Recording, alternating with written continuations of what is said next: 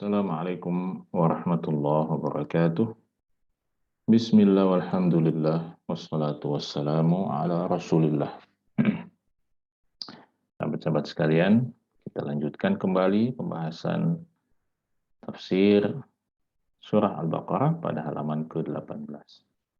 Kita memasuki pembahasan ayat ke-114 di mana Allah Subhanahu wa taala berfirman, وَمَنْ أَظْلَمُ مِمَّنْ مَنَعَ مَسَاجِدَ اللَّهِ أَنْ يُذْكَرَ فِيهَا اسْمُهُ وَسَعَى فِي خَرَابِهَا. وَمَنْ أَظْلَمُ, dan siapakah yang lebih zalim? Atau bisa juga kita terjemahkan dengan mengatakan tidak ada orang yang lebih zalim. Mimman, daripada orang yang mana'a, menghalangi atau melarang masajidallahi, masjid-masjid Allah Subhanahu wa taala, ayyuzkara fiha ismuhu, melarang untuk disebut di dalam masjid-masjid itu namanya, nama Allah Subhanahu wa taala, wasa'a, dan berusaha fi kharabiha, untuk merusaknya, merusak masjid-masjid Allah Subhanahu wa taala. Ulaika, mereka itulah orang-orang yang melakukan itu semua, maka lahum ayyadkhuluha, tidak sepatutnya mereka masuk ke dalam masjid-masjid itu illa, kecuali khaifin, kecuali mereka dalam keadaan merasa takut. Mereka takut dengan masjid-masjid Allah Subhanahu wa taala.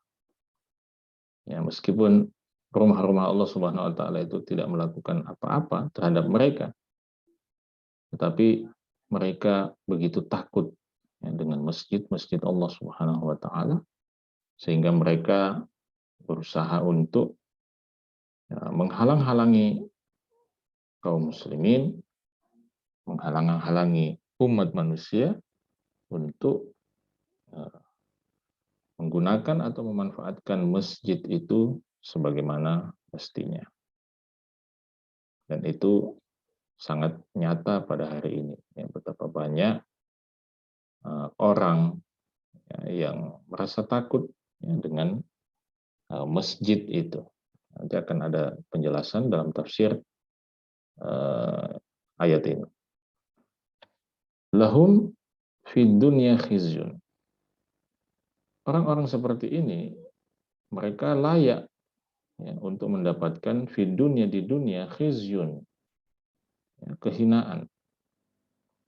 Walahum fil akhirati, dan mereka juga layak di akhirat nanti mendapatkan azabun azimun, ya, azab yang besar, ya, azab yang sangat-sangat besar. Nah, kita lihat tafsir dari ayat ini. Di sini dikatakan la ahada asyaddu zulman. Ya, tidak ada seorang pun yang lebih zalim minalladzi, daripada orang yang mana, menghalangi, melarang, ayyuzkara smullahi, melarang nama Allah Subhanahu wa taala disebut fi masajidihi, di dalam masjid-masjidnya. Ya, jadi menyebut nama Allah Subhanahu wa taala ini kemudian dirinci di sini, famana as-salata. Ya, maka orang itu melarang salat, ya, melarang orang mengerjakan salat di rumah-rumah Allah Subhanahu wa taala. Karena salat itu termasuk zikir. Wa dzikra, ya, melarang berzikir. Wa tilawatal Qur'ani, dan melarang orang membaca Al-Qur'an fiha, di dalam masjid-masjid itu. Ya, melarang tanpa alasan kecuali bahwa itu adalah ibadah kepada Allah Subhanahu wa taala. Nah, jadi ketika misalnya pemerintah mengeluarkan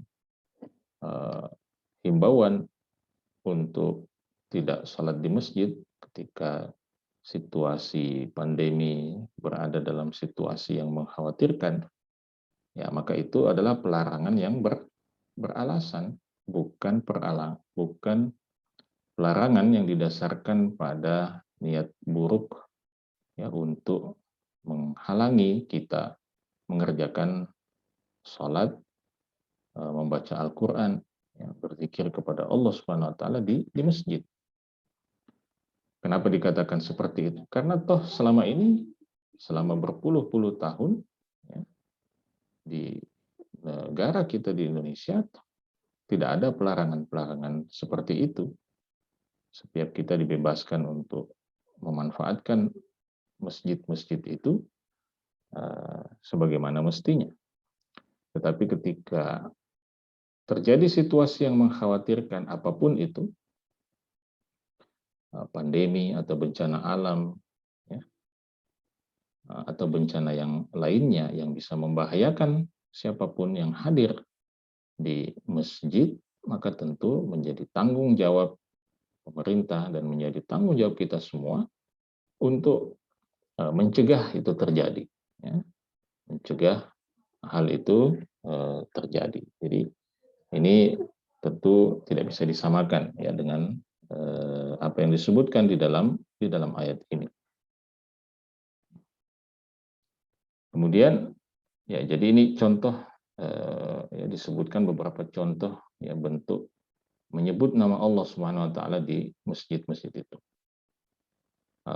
Bukan hanya menghalangi orang untuk berzikir kepada Allah, tapi orang ini juga wasa'a jahidan, ya berusaha keras ya untuk apa? Untuk mutasabbiban, ya berusaha keras untuk menyebabkan fi kharabiha, ya menyebabkan rusaknya masjid itu, hancurnya masjid itu, wa ifsadiha dan merusaknya, ya dan merusak.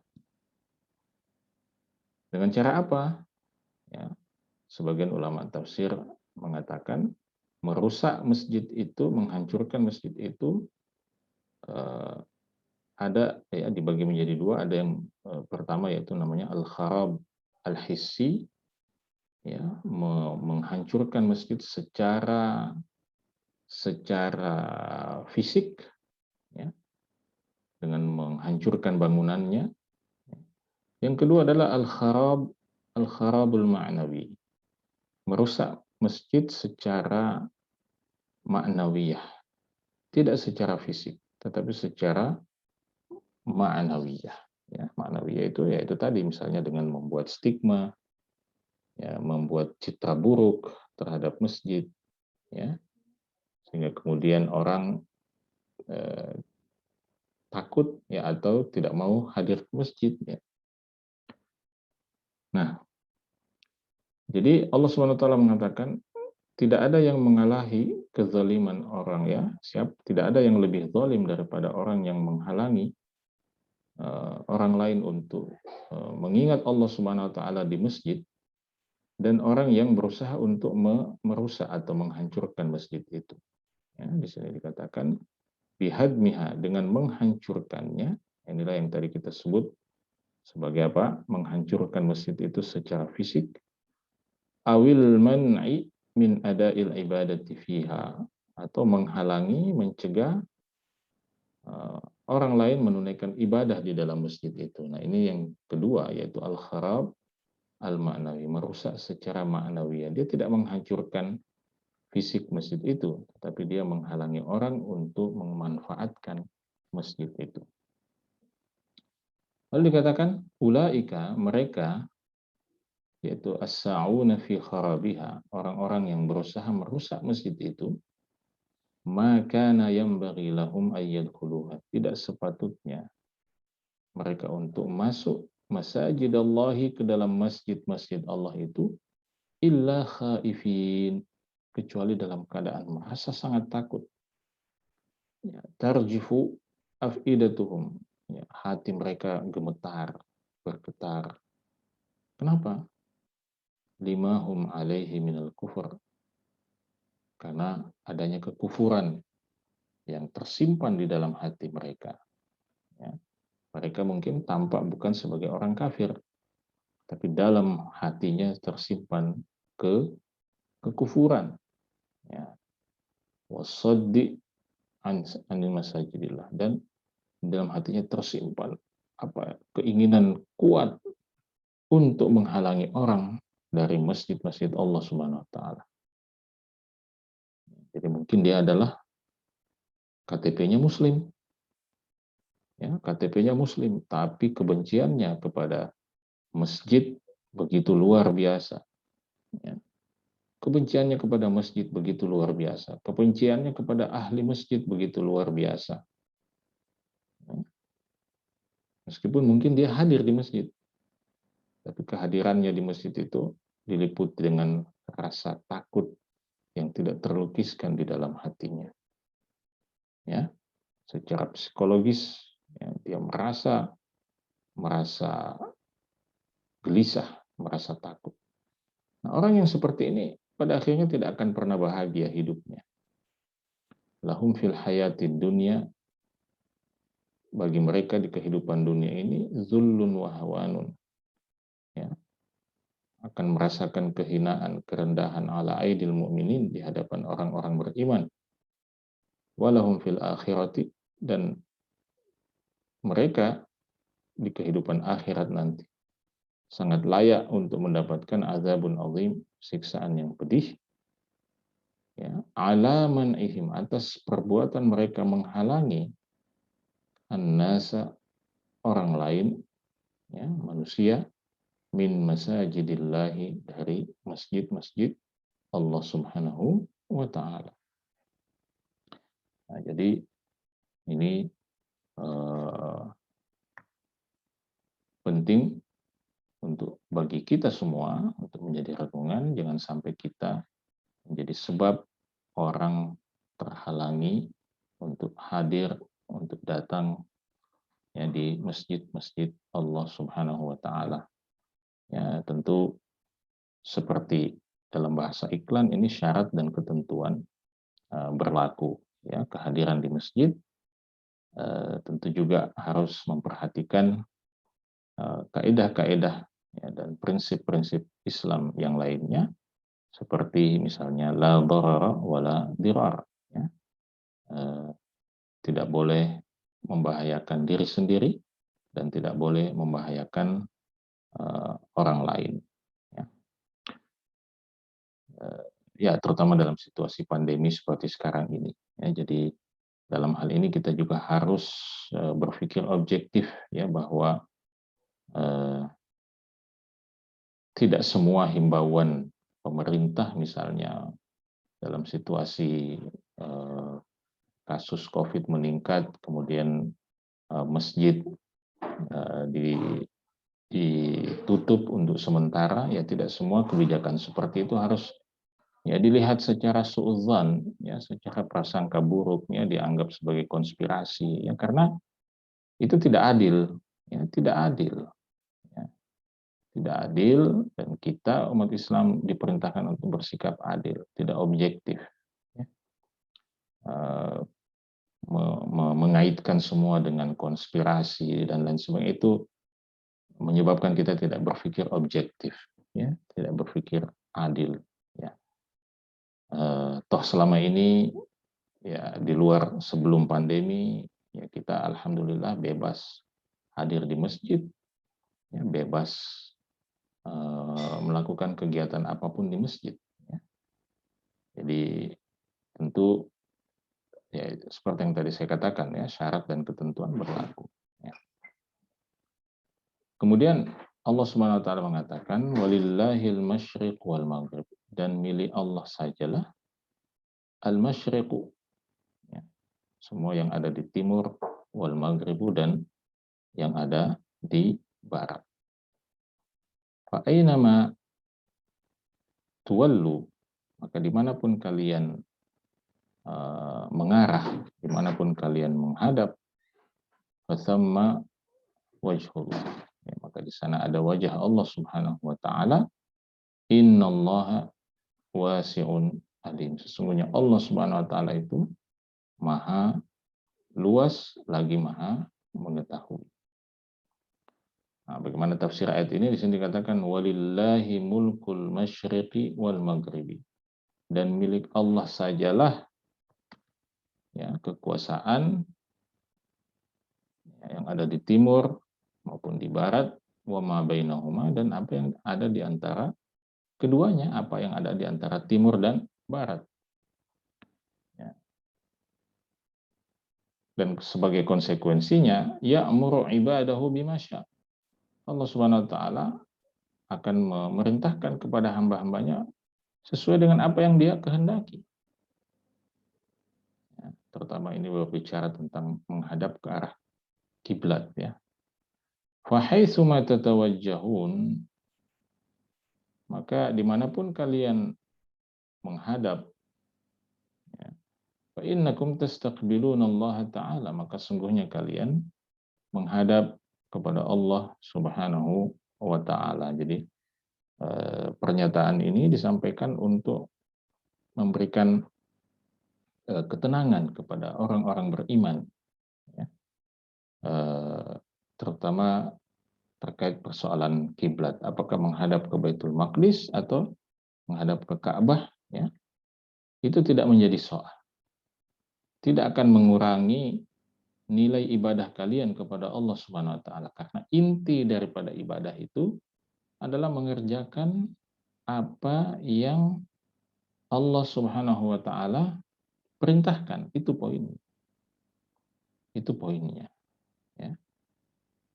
Maka fa in amarakum, maka jika Allah memerintahkan kalian bistiqbali Baitul Maqdis, untuk menghadap Baitul Maqdis, awil Ka'bati, atau menghadap Ka'bah, au akhta'tum fil qiblati, atau mungkin kalian keliru ya dalam perjalanan ya, sehingga keliru dalam arah kiblat, au syaqqa 'alaikum istiqbaluha, atau kalian merasa berat untuk menghadap kiblat, mungkin karena sakit atau semacamnya, maka tidak usah khawatir. Fala haraja 'alaikum. Ya, maka tidak ada dosa bagi kalian. Ya, tidak ada dosa bagi kalian. Ya, jadi pertama, kalian harus mengikuti apa yang Allah perintahkan. Menghadap ke Baitul Maqdis kah? Menghadap ke Ka'bah kah? Jangan mengikuti dorongan emosional bahwa perasaan saya kok lebih nyaman ya kalau saya menghadap Ka'bah. Bukan. Perasaan saya kok lebih nyaman ya sholat itu menghadap Baitul Maqdis. Bukan itu yang jadi patokan. Yang jadi patokan adalah apa yang Allah perintahkan. Kalau kita beribadah mengikuti selera perasaan kita, ya, mana yang lebih nyaman, meskipun itu melanggar perintah Allah Subhanahu wa taala, maka itu artinya kita tidak menghamba kepada Allah. Kita tidak menghamba kepada Allah. Kenapa? Kan kita tidak mengikuti apa maunya Allah.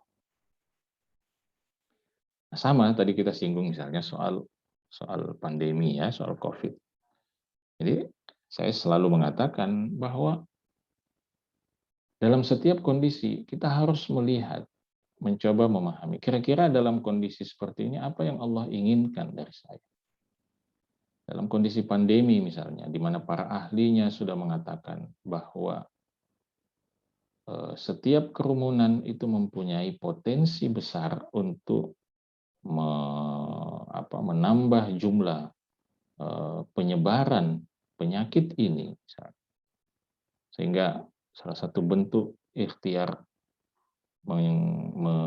menghindari kerumunan itu adalah misalnya dengan memindahkan sholat, ya, tidak melarang sholat, ya, memindahkan sholat dari masjid ke rumah masing-masing, ya. Maka kita yakini bahwa oh itulah yang Allah inginkan dari kita dalam situasi pandemi ini.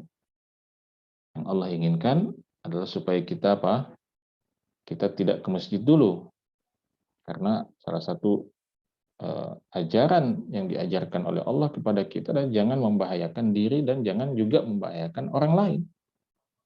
Sehingga dengan begitu kita oh, dalam situasi ini Allah inginkan saya sholat di rumah dulu.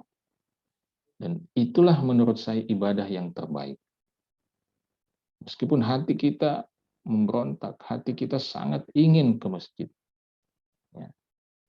Hati kita sangat ingin ke masjid, tapi karena Allah menakdirkan situasi seperti itu, maka kita terima ketentuan takdir Allah itu dan menjalankan ibadah sesuai dengan apa yang menjadi konsekuensi dari takdir Allah Subhanahu wa taala itu. Karena jangan sampai dalam situasi seperti itu kita memaksa untuk tetap ke masjid. Jangan sampai kehadiran kita di masjid itu bukan lagi karena ibadah kepada Allah, bukan lagi karena penghambaan kepada Allah, tapi karena dorongan nafsu kita saja. Dorongan nafsu kita saja. Ya macam-macam. Dorongan nafsu itu bisa macam-macam. Ya, bisa karena ingin dilihat sebagai orang yang gagah berani, ya tidak takut ya dengan COVID. Ya, bisa dorongan ingin dilihat, wah, Masya Allah Bapak ini meskipun pandemi tetap sholat berjamaah di masjid. Ya itu dorongan nafsu namanya. Bukan lagi ikhlas karena Allah Subhanahu wa taala. Ya, jadi ini poinnya sekali lagi bahwa hamba sejati itu adalah mereka yang ikut saja, manut saja dengan perintah Allah, ketetapan Allah. Ya. Nah, jadi dalam keadaan mampu, ya kita ikuti apa yang Allah gariskan, menghadap Baitul Maqdis atau menghadap Ka'bah. Ya. Tentu sekarang kita sudah fix ya menghadap Ka'bah. Dalam keadaan kita berhalangan, ada uzur, tidak mampu, maka kita lakukan sesuai dengan kemampuan kita. Itu tidak akan berdosa bagi kita. Ya, dalam hal kiblat secara khusus itu tidak masalah. Dan itu sudah diatur dalam ilmu fikih. Li'annal jihati kullaha lillahi ta'ala. Karena semua arah itu adalah milik Allah. Milik Allah. Ya. Jadi timur ataupun barat semuanya adalah milik Allah Subhanahu wa taala. Ya. Jadi tidak usah khawatir mau menghadap kemana, ikuti saja apa yang Allah tetapkan. Innallaha wasi'un. Sesungguhnya Allah Subhanahu wa taala itu maha luas. Yasa'u khalqahu. Ya, ia meliputi seluruh makhluknya birahmatihi dengan rahmatnya, wa taisirihi dan kemudahannya. Alimun, Allah juga maha mengetahui biniyatihim, ya, tentang terhadap niat dan isi hati mereka, wa af'alihim, dan Allah juga maha mengetahui perbuatan-perbuatan mereka. Jadi tidak usah khawatir, tidak ada yang terluput dari Allah Subhanahu wa taala. Luruskan saja niat penghambaan kita kepada Allah Subhanahu wa taala. Sami'na wa ata'na, kita dengar, kita patuh meskipun itu tidak sesuai dengan kecenderungan pribadi kita. Demikian, semoga bermanfaat. Sampai bertemu dalam sesi berikutnya. Assalamualaikum warahmatullahi wabarakatuh.